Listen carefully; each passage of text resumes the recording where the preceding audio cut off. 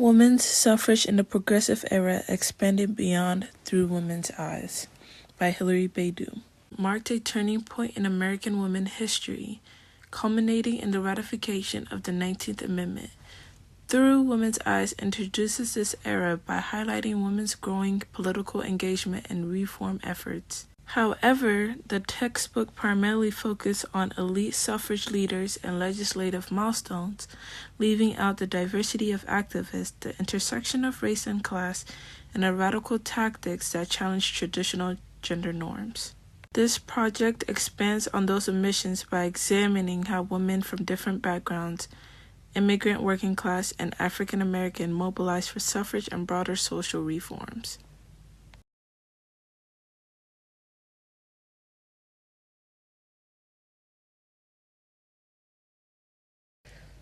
While Through Women's Eyes acknowledges the suffrage movement's success, it underrepresents three of these things: intersectionality, Black women's activism and their dual fight against racism and sexism, working class leadership, the labor strikes and street protests led by immigrant women, radical tactics, public parades, picketing, and civil disobedience that defied gender norms.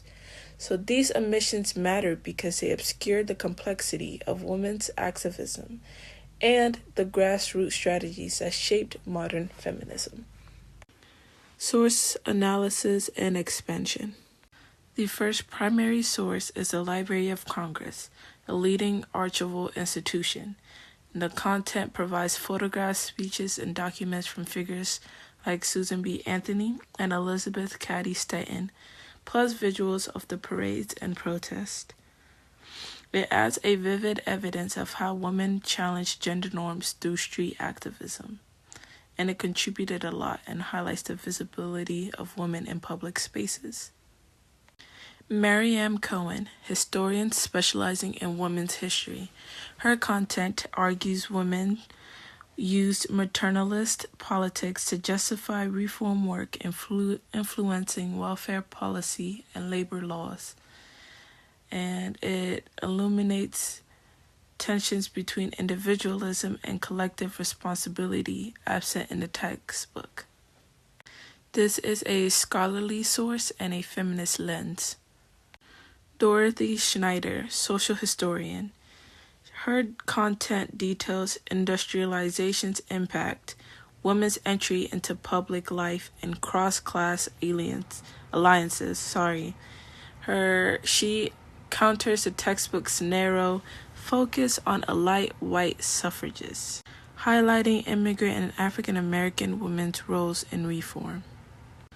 Another primary source describes 1909 shirtwaist strike, 1913 Washington Parade, and 1917 NAACP Silent March.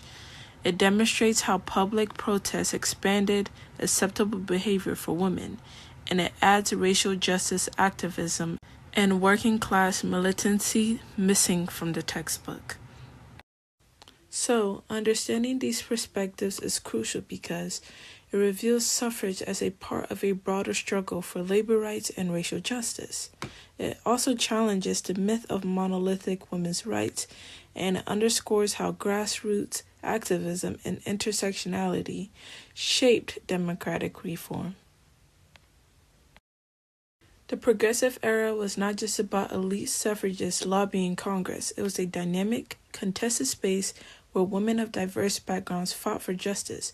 By examining omitted voices and radical tactics, we gain a fuller picture of women's history and its relevance to contemporary debates on equality and inclusion.